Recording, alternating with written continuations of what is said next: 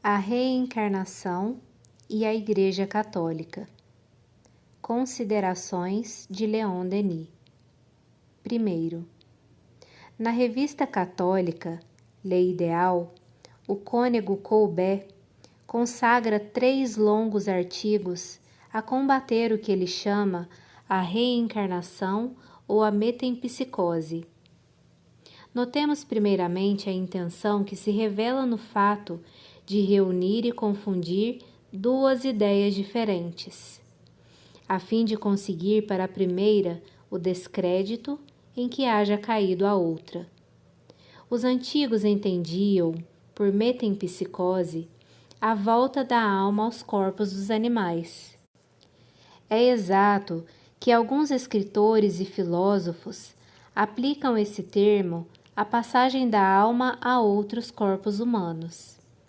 A reencarnação é muitas vezes designada pelo nome de palingenesia. Na opinião corrente, porém, o termo metempsicose conservou seu sentido restrito e pejorativo. O padre Colbert, que bem o sabe, aproxima os 2 termos, que geralmente se repelem, na esperança de tirar o proveito do equívoco, da confusão que possa resultar para a maior parte de seus leitores. Ele não ignora, entretanto, que os espíritas rejeitam com energia toda a hipótese de queda da alma na animalidade. Acreditamos na ascensão e não no recuo. Nosso perispírito ou corpo fluídico, que é o molde do corpo material ao nascer, não se presta às formas animais, e essa razão por si só bastaria para tornar impossível tal regressão. Os mesmos processos de argumentação se nos deparam em outros pontos do exame crítico do padre Colbert. Todas as sutilezas da dialética, todos os recursos da casuística e do silogismo foram por ele empregados para mostrar a uma luz desfavorável a doutrina das vidas sucessivas.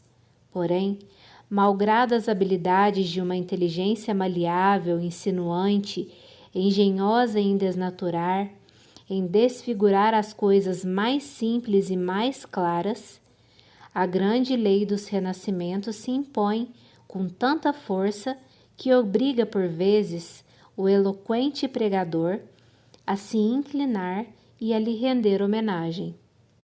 Por exemplo, depois de a ter qualificado de sistema medíocre e ridículo, e mesmo de loucura ou impostura, depois de ter dito a reencarnação leva ao triunfo universal do mal, o autor deixa escapar esta confissão, na página 218.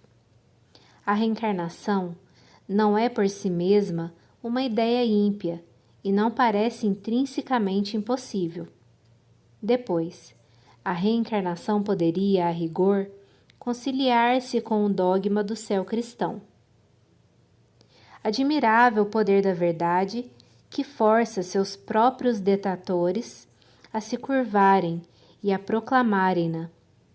Há aí um caso de psicologia bastante notável, e quando mesmo o estudo crítico do padre Colbert sobre a reencarnação não devesse produzir outro resultado que não o de pô-lo em relevo. Ainda assim, motivo haveria para lhe sermos gratos por o ter empreendido. Fiel à sua tática habitual, o padre Colbert amalgama doutrinas discordantes a fim de as englobar numa só condenação. É o que faz com o espiritismo e a teosofia. Não nos ocupemos com esta última, que saberá defender-se. Quanto ao espiritismo, como vimos em nossos artigos precedentes, esse, pelos seus fenômenos, que são de todos os tempos e de todos os lugares, por 1000 fatos da vida dos santos, por toda a mística cristã, se alojou no coração mesmo da praça, e para daí o expulsarem, seria necessária a destruição de todo o edifício católico. São formais a esse respeito os testemunhos das mais altas autoridades eclesiásticas. Já citamos algumas. Há muitas outras. Nesses testemunhos, vamos encontrar igualmente a doutrina espírita. A das vidas anteriores e sucessivas imperava em toda a cristandade nos 3 primeiros séculos, e eminentes prelados ainda hoje a adotam. A reencarnação está afirmada nos evangelhos com uma precisão que não deixa lugar a dúvida alguma. Ele é o Elias que havia de vir. Mateus, capítulo 11, versículos 14 e 15. Disse o Cristo, referindo-se a João Batista. Ressalta também do seguinte diálogo. Falando dos judeus, pergunta Jesus a seus discípulos: Que dizem eles do Filho do Homem? Respondem-lhe os discípulos: Uns dizem que é João Batista, outros que é Elias, outros que é Jeremias ou um dos profetas. Mateus capítulo 16, versículo 13 e 14, Marcos capítulo 8, versículo 28. Os judeus, e com eles os discípulos, acreditavam, portanto, na possibilidade que tem a alma de renascer em outros corpos humanos. O Evangelho, tão a miúde e rico em metáforas, é de uma notável clareza sobre esse ponto. A mesma convicção resulta do colóquio de Jesus com Nicodemos e do problema do cego de nascença. Nota: vide Padre Didon em A Vida de Jesus. Fim da nota. É preciso que se esteja, a seu turno, cego pela ideia preconcebida para negar tal evidência. Por isso mesmo, não é aos nossos contraditores obstinados, aos nossos adversários interessados, mas a homens imparciais, libertos de preconceitos acanhados, capazes de julgar com liberdade, que vamos submeter a questão, deixando que se pronunciem. A doutrina das vidas sucessivas, que foi também doutrina de Platão e da escola de Alexandria, impregnava inteiramente o cristianismo primitivo.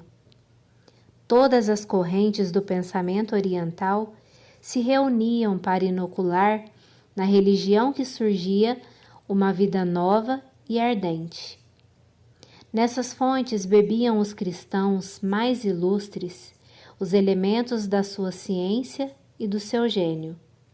Orígenes, Clemente, a maior parte dos padres gregos ensinavam a pluralidade das existências da alma.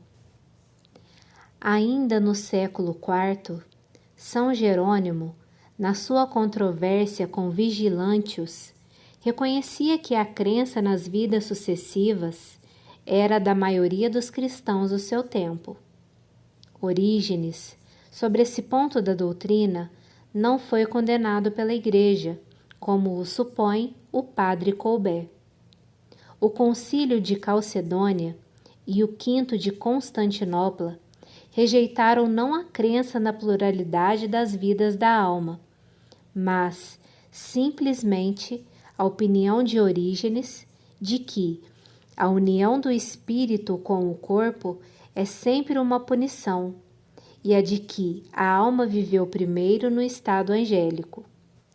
Esse ilustre pensador, que São Jerônimo considerava como o maior dos cristãos depois dos apóstolos, não levava muito em conta a lei de educação e de evolução dos seres.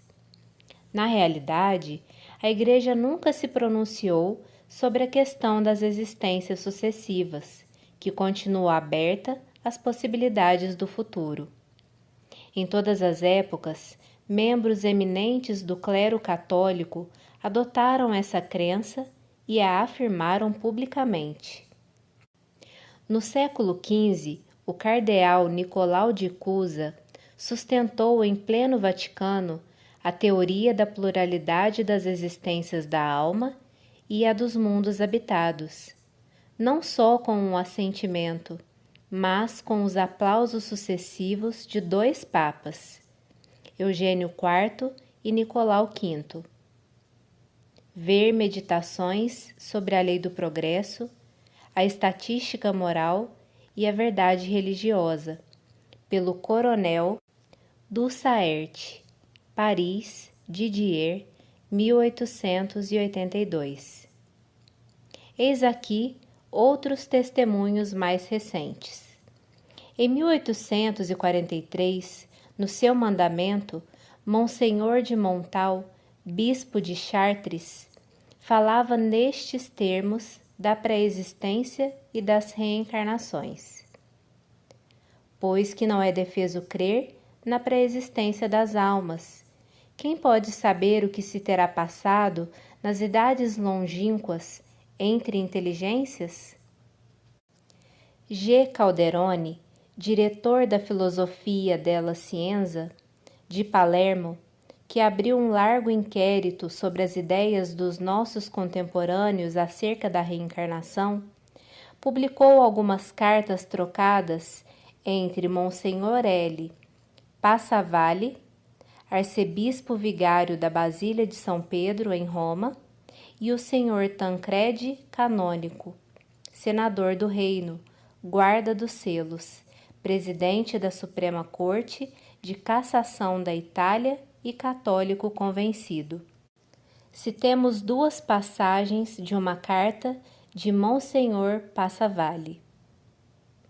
De meu espírito desapareceram para sempre as dificuldades que me perturbavam quando Stanislau, de santa memória, Monsenhor Stanislau Filalovski, morto em Cracóvia, a 18 de janeiro de 1885, a cujo espírito atribuo em grande parte essa nova luz que me ilumina, me anunciava pela primeira vez a doutrina da pluralidade das vidas do homem. Sinto-me feliz por haver podido verificar o efeito salutar dessa verdade sobre a alma de meu irmão. Outra citação. Parece-me que, se fosse possível propagar a ideia da pluralidade das existências da alma, quer neste mundo, quer no outro, como meio de realizar a expiação e a purificação do homem, com o objetivo de torná-lo finalmente digno de si e da vida imortal dos céus, já se teria dado um grande passo, pois isso bastaria para resolver os problemas mais intrincados e mais árduos que atualmente agitam as inteligências humanas. Quanto mais penso nessa verdade, mais ela se me mostra grande e fecunda de consequências práticas para a religião e para a sociedade. Luís, arcebispo. Da correspondência inédita de T. Canonico, publicada ultimamente em Turim, resulta que ele próprio fora iniciado na crença da reencarnação por Toviansky, escritor católico muito conhecido. Numa extensa carta, que traz a data de 30 de dezembro de 1884, ele expõe as razões pelas quais acha que essa crença nada tem de contrária à religião católica, apoiando-se em muitas citações das Santas Escrituras. Nota: ver Análise des Sciences Psychiques, setembro de 1912. Poderíamos multiplicar as citações se não temêssemos fatigar o leitor. Já dissemos bastante para demonstrar que, sobre a questão das reencarnações, como sobre a dos fenômenos e suas causas, nos encontramos em face das mesmas contradições, das mesmas incertezas, para não dizer da incoerência da Igreja Romana. Não obstante suas pretensões à unidade de vistas e à infalibilidade, as oposições e as divergências não faltam em seu seio, de modo que causa espanto às vezes o tom imperioso em que falam seus representantes, quando entre eles há tantas dúvidas e hesitações no que concerne aos problemas mais essenciais, o da vida futura e a do destino humano. O padre Colbert, segundo suas próprias expressões, faz que a reencarnação compareça perante o tríplice tribunal da religião, da moral e da filosofia. É uma empresa temerária, porquanto o julgamento que assim provoca não pode vir a dar senão num completo revés para ele. Notemos, primeiramente, pelo que respeita às religiões, que 600 milhões de asiáticos, brahmanistas e budistas partilham da nossa crença. Dela, partilharam também os egípcios, os gregos e os celtas, nossos antepassados. Por conseguinte, ela faz parte da nossa verdadeira herança nacional. Vimos que o cristianismo primitivo dela esteve impregnado até o século V. Presentemente, a encontramos mesmo no islamismo, sob a forma de certas suratas do Alcorão.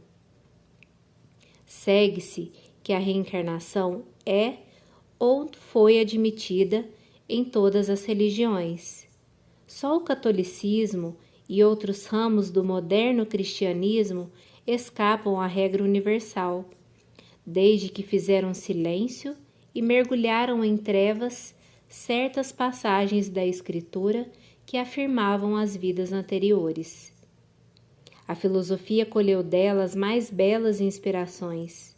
Pitágoras, que a ensinou, foi considerado um gênio por toda a antiguidade. Platão recebeu o cognome de divino, mesmo dos pais da Igreja do Oriente. A escola de Alexandria, com a sua pleiade de escritores, Fílon, Plotino e etc., ele deveu suas obras mais brilhantes.